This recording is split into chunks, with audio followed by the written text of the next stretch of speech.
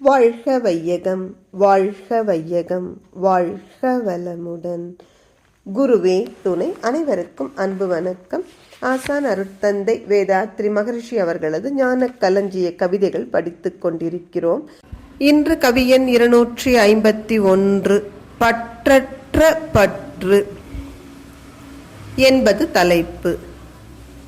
ஓர் உலக ஆட்சியினால் மனிதர்க்கெல்லாம் உலகம் முழுவதும் சொந்தமென்றும் செய்து பார் முழுதும் குழந்தைகளை அறிஞர் கூடி பண்படுத்தி வளர்த்து கல்வி தொழில் போதிக்க வேறற்று போம் பாசம் என்ற பற்று.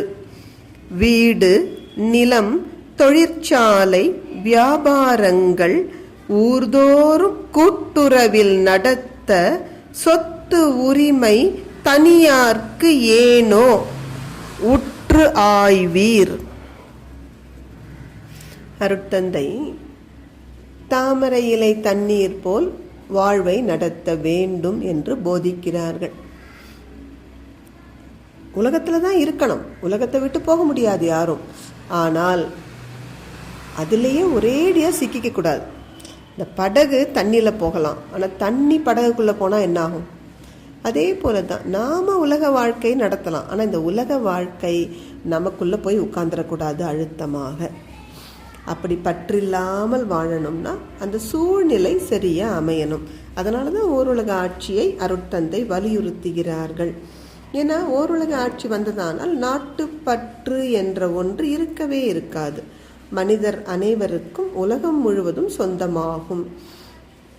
அது மட்டுமன்றி குழந்தைகளை அறிஞர்கள் கூடி வளர்த்தும் பொழுதே பண்பாட்டு கல்வி தந்து தொழிற்கல்வியும் போதித்து வளர்க்கும் பொழுது அங்கே பாசம் என்ற பற்று எழுவதற்கு இடமே இல்லை. மேலும் வீடுகள், நிலங்கள், தொழிற்சாலை, வியாபாரம் இவை யாவும் கூட்டுறவு முறையில் நடத்தப்படும். அப்போ எந்த ஒரு தனி மனிதருக்கும் சொத்துரிமை இல்லை என்கிற பொழுது எவ்வளவு மகிழ்ச்சியா லெஸ் லக்கேஜ் மோர் கம்ஃபர்ட்னு சொல்லுவோம் பாருங்க, பாரம் இல்லாமல் வாழ முடியும்.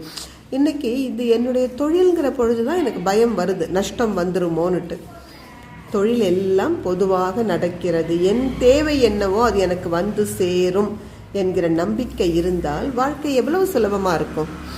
அதை நோக்கித்தான் இயற்கை நம்மை நடத்தி கொண்டிருக்கிறது.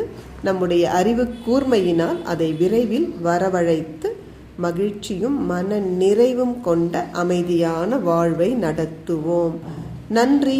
வாழ்க வளமுடன்.